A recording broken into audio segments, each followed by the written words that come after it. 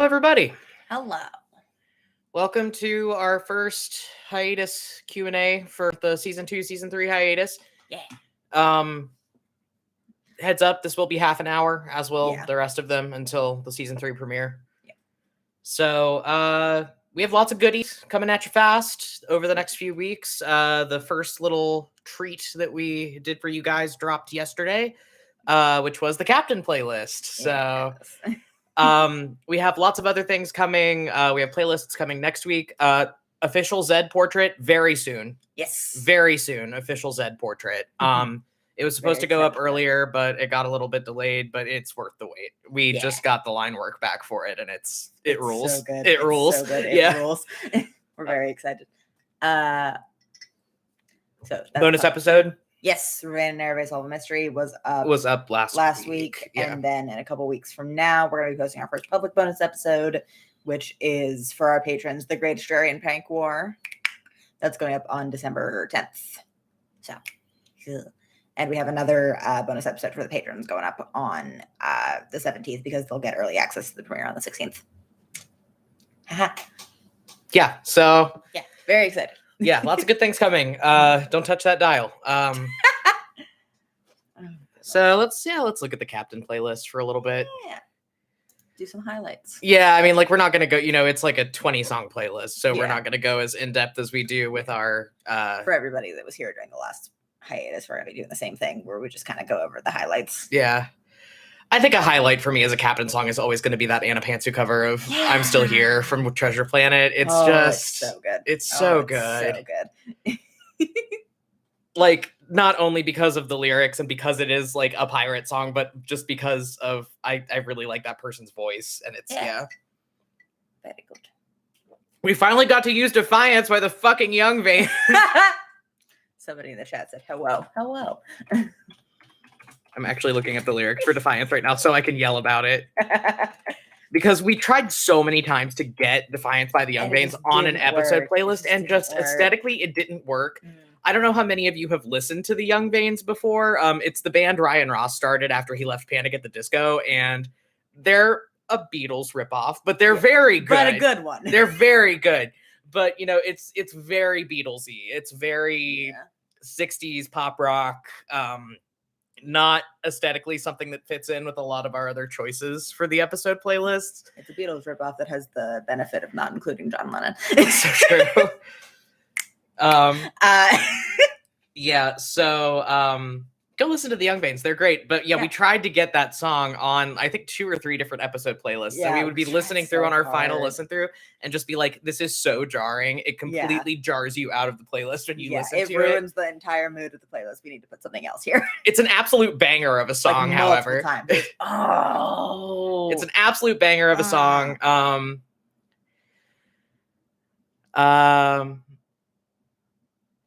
And from the outside looking in, I sure do make an easy target. It's nice to think that you were always wanted, and I'm not afraid to laugh, and I don't mind taking a photograph because you don't ask for my autograph. In Defiance.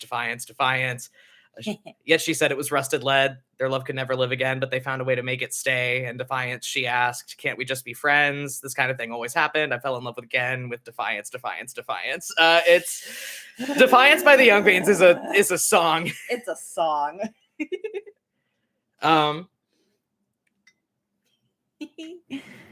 Oh goodness. All of like half of Dorina Harvey's fucking discography is on this playlist. And we're right.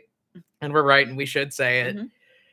I really liked the cover of The Wild Rover that we put on here. Yeah. I'll go back to my parents and ask what I've done, and I'll beg them to pardon the prodigal son is Also, Evening Prayer, aka Justice by Ezra Furman. So true. That was on an episode playlist. A lot of these were ones that we did take off of episode playlists, and then I kind of just filled it out with a lot of sea shanties, and a lot of Hosier. Yeah. Well, actually, there's only one Hosier song on here. There's only one Hosier song. It's just Dinner and Diatribes, which, to be fair, was the Captain's introduction song on an episode playlist. But it was the first song he got. It was good to put it on there. The Captain His Ship by MWK was also on an episode playlist, which we've talked about that before, but it's a Captain Core song, extremely. ending the playlist with the parting glass was inspired. Yeah, the Melinda cover of the Parting Glass, very, very good. That's another one Delicious. where it's also the song, but it's also the voice that I did. Yeah, we haven't had the chance to use The Last Shanty by the Dorina Harvey Band on an episode playlist yet, but that chance is coming in season 3. I just wanted it on the I just wanted it on the Captain playlist. Yeah. Let's see, anything else for highlights? I think I suggested Survival Song, which is well, that was also on an episode playlist. Yeah. Wasn't it? Okay. Yeah, it was on Siren Song. Right. Yep. Spent Gladiator 1 by the Mountain Goats is also very good. The Do Any Stupid Thing That Makes You Feel Alive. Yeah. Do every stupid thing to try to drive the dark away. Yeah. Ooh. It's one of my favorite songs. It's very good. We love the Captain. I also put Electric Love by Borns on there. Yeah. I couldn't not. Yeah. So yeah, the Captain playlist is up on our official Spotify. We have a tweet linking to it on our Twitter. Oh shit, I need to post it to Tumblr too. I forgot to post it to Tumblr, so I will do that after we are done today. Oops. Yeah.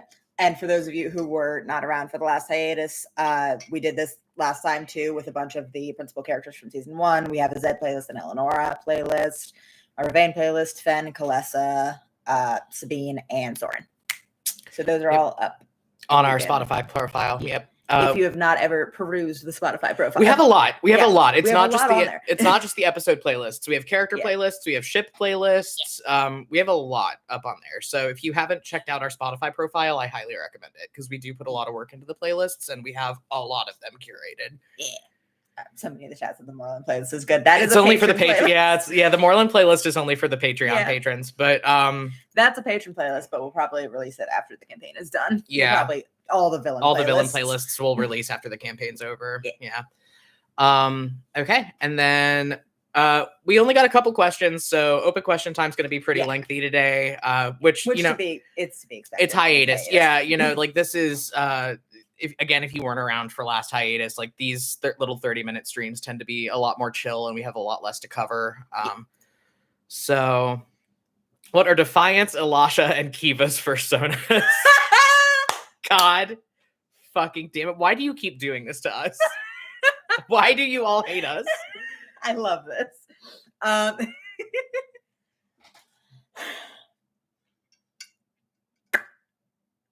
Kiva's persona is some kind of bird.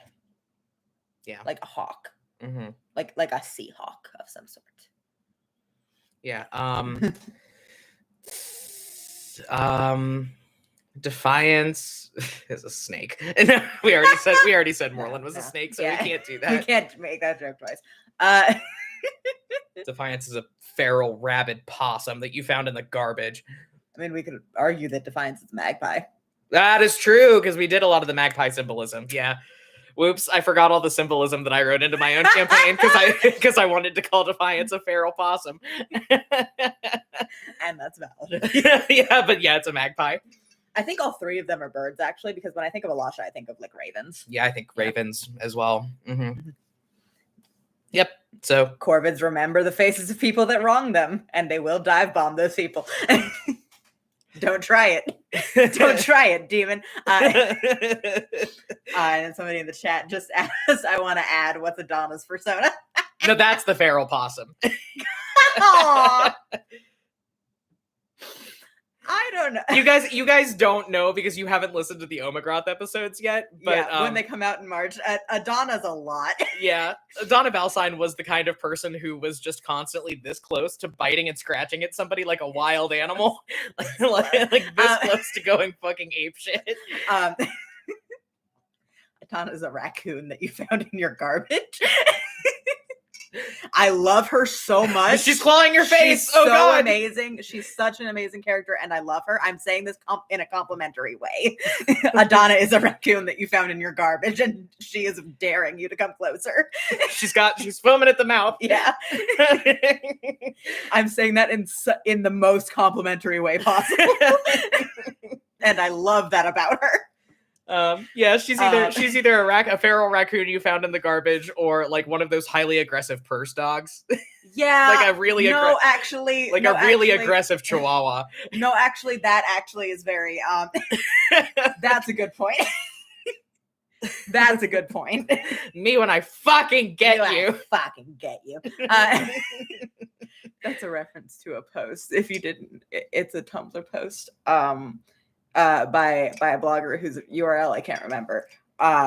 Which the content of the post is something. I'm 5 feet tall. Yeah. I'm 5 feet tall. I have something. But just talking about how absolutely feral they will go to protect their friends, and then they ended the post, their third reblog, with a picture of a chihuahua biting a teddy bear, and the caption, "Me when I fucking get you."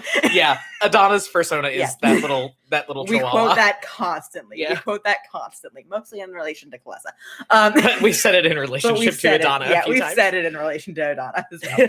There's a line that got trimmed out of Omegroth where we were doing a scene switch, and Adana was talking to Morlun about something, and Al started the scene with, "Whoa, wife be upon ye." Yeah.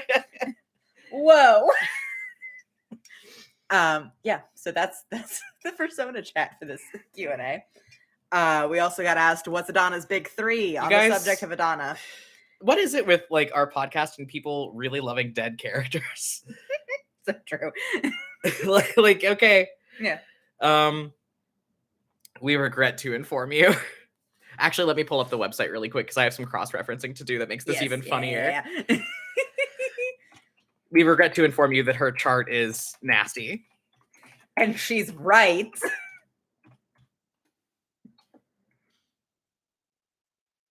Pull up the website to make something even funnier here. Okay. So Adana is a Scorpio sun, Aries moon, Virgo rising. We're being completely genuine. Like this is not a joke. This is like what her personality was actually like. Yes. Scorpio sun, Aries moon, Virgo rising. Me when I fucking get you. I've made jokes since we figured that out of just the trade meme of you receive absolutely feral cryptid women. We receive the satisfaction of telling you that they're Scorpios. And that will make more sense in our next campaign as a joke. And what makes it either funny or hideous is that she's a Scorpio sun, Aries moon, Virgo rising. Morlun is also an Aries moon. So Leo had to grow up with two parents that were both Aries moons in the house. Fee is also an Aries moon. And Fee is also an Aries moon. Leo's the only goddamn person in this family that doesn't have an Aries moon, and he has a Scorpio moon. Bastard. Or no, he has a Libra moon. Libra moon. That's Scorpio rising. Okay. You were thinking of yourself. I was thinking of myself. Yeah, sorry. And then... Oh, goodness. And then, Leo's a Scorpio rising. So we remember how we talked about how he gets all his piss and vinegar from his mom? Mm-hmm. Yeah. This family's a fucking nightmare. Astrologically, this family's a nightmare. Yeah. Yeah, people in the chat are making noises of sympathy for Leo. Yeah, it's just... We didn't remember that we had made Morlun and Fee Aries moons because we don't remember those things off the top of our heads. So we went back to check the website to see how we were just like, oh God, poor Leo. No. Just a house full of Aries moons. No, poor bastard. I think the fact that Morlun and Adana are both Aries moons it affects how much a rising sign can change a person. Because he's a Leo rising? Yeah, Leo rising. So the Leo rising versus the Virgo rising is they are both people that are ready to go absolutely ape shit at the drop of a hat, but one at least tries to seem competent and like they have things in control. Yep. And the other one just wants to look good. Yeah. Yeah. Yeah. Oh, goodness.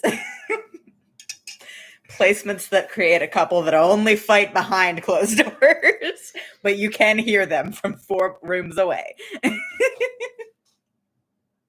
Whoa. The closed door is an academic argument. Whoa, wife be upon ye.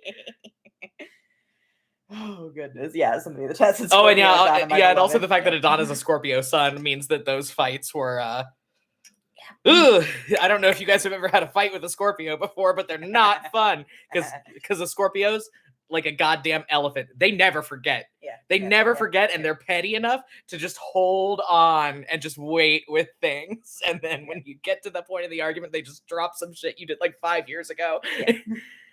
That's not what you said 3 years ago at 2:53 p.m. Yeah. Adana Valsine. Yeah. Except because she could see the future because she was a diviner. Yeah. There was like a 4D chess layer to it. Like, you have an 80% chance of saying something stupid right now. Go ahead, Moreland. Open your mouth. Go ahead. I dare you. I dare you. Shit.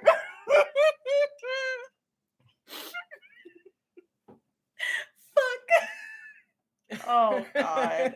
We're so excited for the episodes to come out. Just so you guys can witness her. We love her as a character. We invented a spell just so we could justify Adana saying that there's a X% chance of this happening because that's a character quirk that we love about her. It's called Adana's analytic foresight. It's actually very cool. It's very cool. But just we're sorry we're getting you guys hyped for an episode that's only dropping for the patrons and only dropping in like 6 months. But we'll probably release it publicly during the campaign hiatus. Yeah. After the campaign ends. But just fucking we love Adana a lot. Yeah. But yeah, we just wanted we kind of played ourselves with getting attached to a dead character because then we actually got to play her in the Omegroth episodes and it's like, oh queen. Oh no, you deserve queen. better. Yeah.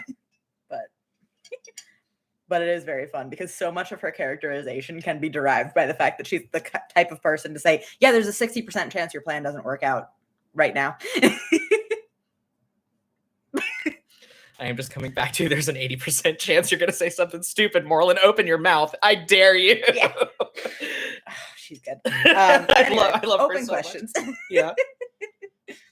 Somebody said she hasn't shown up, but I already miss her. Well, she showed up in season 2, episode 2. Yeah, it wasn't her. It was like Leo's fucked up fever dream perception of her. But But oh goodness, we did this with Adana and we did this with Alana Tormare. We just got so attached. Where it was like, God damn it, and now you're dead, and we can't. Yeah, we can't play you. Hello. Oh goodness.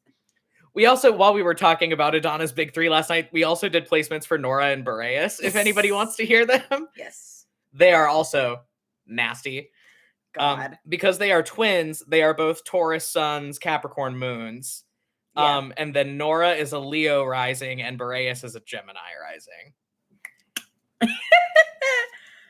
Just the combination of Taurus sun, Capricorn moon is so just nasty. Radioactive. I'm saying this is rancid. Yeah. Like I said, yeah, like I can roast charts because I'm a fucking Cancer sun, Scorpio moon, Virgo rising. But Taurus sun, Capricorn moon. Oh, besties. And Nora being Barry, your chart is awful. Oh, I know. I know. It's rancid. It's rancid. Oh, goodness.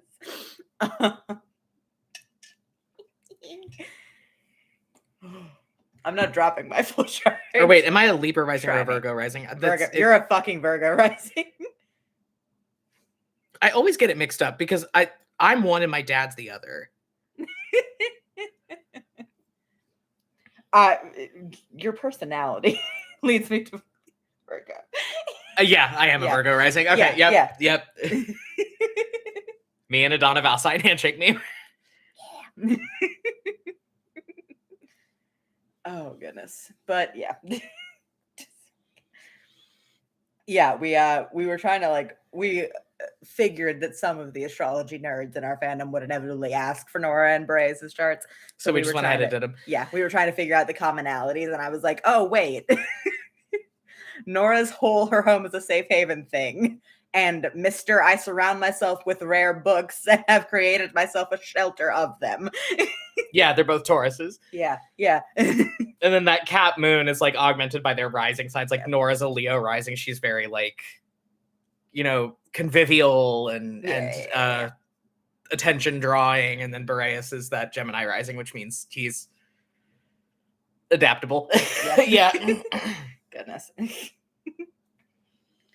Oh. 2 Leo risings in the family. Can I get some F's in the chat? God damn. For Valor and Jorana and Boreas having to deal with that. Especially when one of them's a fucking Virgo. Well, no, he's a Libra. Marlon's Libra.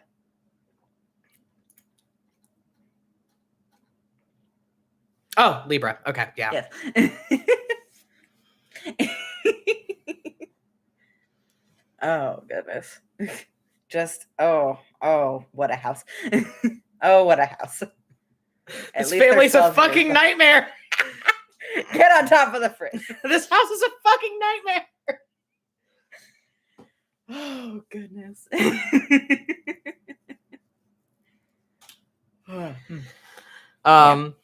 So yeah, if you guys have any other questions, we got about 10 minutes Valorant, left. Again, the Yogagrath episodes are just Valorant is a lot. He's an incorrigible little fruit, and we love him. This is something we said repeatedly about him as we've been doing the episodes. Incorrigible little fruit. Honorific. He's nasty, but it's in the best way. Yeah. Like he stinks, but it's so endearing. Oh, goodness. Also, I'm excited we've planned out like a couple cameos for Jorana. Like she can show up for a couple minutes at a time in season 3. Yeah, she can't be as active of a character. Yeah. As like Nora and Boreas are going to be because she lives in Australia. Yeah. And is not coming to Vogboulder. No. Yeah. Why would she do that? No. She has no reason to do that. Thank you. But we have an inside joke that revolves purely around the song "FaceTime with My Mom" by Bo Burnham. Yeah. Jorana, it's because your eyes right up against the camera. If you could just pull it back, pull back a little bit. Somebody said, "Talk more about Adana. We love her." What do you want to know? Like we can't. We've been doing a lot of fun things with the flavor of her magic in the Umbergroth episodes. We've been talking about, like you came up with this idea of like her magic we visualize as like very like Cat's Cradle kind of things with like strings of fate. Strings of fingers that like cross and overlap like a game of Cat's Cradle, and like how she casts a lot of her magic is by like dropping strings and like making different shapes with it. Yes. Yeah. It's really fucking cool. It's been fun. It's good visuals. Somebody asked, what's Adana's favorite color?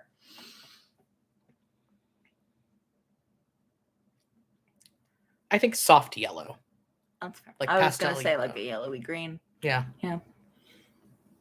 I think like either like a soft like a pastel yellow or a sage green. Mm-hmm. Yeah. Yeah. I love her. What's Adana's favorite? Jesus fuck. You guys, the Adana Q&A.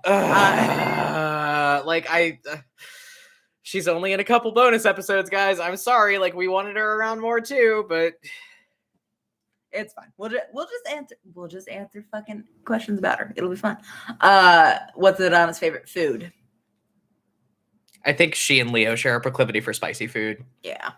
I think she's one of those people that can just like fucking pop a habanero and just stare at you dead in the eye as she chews it. Again, it's the feral energy. Yeah. Oh goodness. I'm feeling something very like a curry, like a. Well, she's from the South. This is something that never actually comes up in canon. Adana's from Embertide. Yeah. Yeah. Yes. Which is the little never comes up in canon. We're sorry. Which is like the little shitty town that like Fee and Fen got zapped to in season 1 when Soren messed with the teleportation circle. Yeah, that's Adana's hometown. Yeah. So yeah, and I had mentioned in season 1 that like cuisine in the south of Australia is very like lamb heavy. It's very hearty. Yeah. So there's probably a lot of curries and stuff. And it's and I think probably some pretty spicy food because it's cold. Like it's cold and damp down there. So like. A lot of hearty, it's warmer warming than it food. is up north, but it's still pretty cold, pretty damp. Somebody said going back to season 1 to visit the group wifey's home. Oh goodness. And somebody said, what would her favorite song be? Let me pull up my Adana playlist. Hold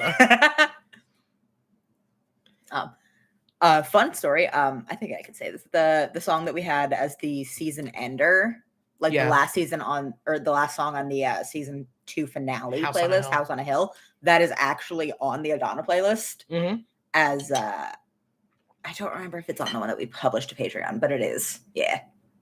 Yeah, it's on the one that we published on Patreon. Oh, yeah. Which is entitled A Musical Presentation About Why Adana Valsine Deserved Better. Woof. Somebody in the chat said, if you say that unwanted animal, I'm leaving. I don't think that would be her favorite song. I think that's a very accurate song about her. Yeah. Oh, goddamn. Very desperately scrolls through Spotify. I'm trying to find it. I have like a bunch of playlists for a bunch of characters. Somebody in the chat said, help, I saw House on the Hill on the episode playlist. And the first thing I said was, that's on the Adana playlist. Yeah. So true. Very, very thematically appropriate, you could say, to invoke it as her husband and the woman that helped him arrange her disappearance.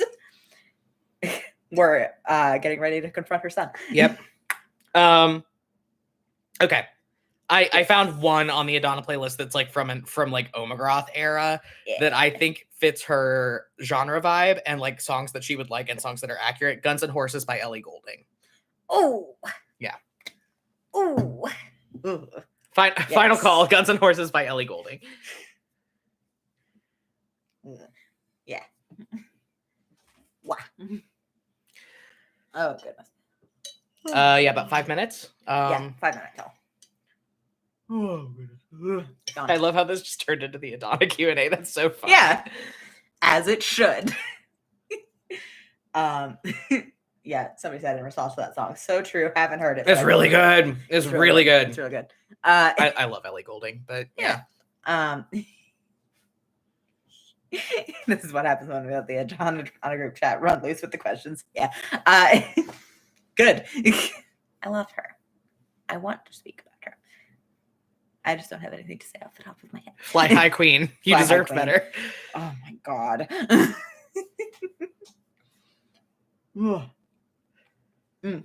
Yeah. Recording her in. If she had a pet, what would it be and what would she name it? I feel like Adana's a cat person. Yeah, I feel like she's a cat person. Yeah. I feel like she had a cat. Yeah. For a while. I think Morland's allergic to cats. Yeah. She had a cat when they were dating, and then they found out that he was allergic to cats. Between this and the Omegroth episodes, we're finding out just very interesting trivia about all the ways in which Morland Valsine is just not equipped for the world. He's allergic to cats and he's severely lactose intolerant. And seasick. You heard it here. And motion sick. Yeah. Yeah. Like he is the very powerful BBEG of our campaign, but like, but don't let him eat yogurt. But don't let him eat yogurt. He'll be out for that battle. Yeah. He's just like a dude and not a particularly capable one. Mediocre men ruin magic. Mediocre men ruin everything once again. Fuck. As to what she would name a cat. Something pretentious as hell. Yeah. I feel like she's one of those people that names cats after historical figures. Yeah. I'm calling it now. Long-haired white cat named Iluna. Yeah. That's final answer. Yeah. Final answer. Oh, goodness. Adana voice. I have to be a nerd or I'll die. So true. So true. Oh, goodness. Adana voice. For no reason, I am hyper-focused on the lady that founded my wizard college. Yeah. Would Adana like math? She is a wizard. So she is a wizard, so yes. And her entire like that spell she invented. Yeah. That we were talking about is all about probabilities. Yeah. It's all about probability and statistics. So like there is math baked into the spell. Adana's a statistics major. You heard it first. You heard Yeah. it here first. It's very funny watching two people that are very much not good at math try to play somebody that's extremely very good at math.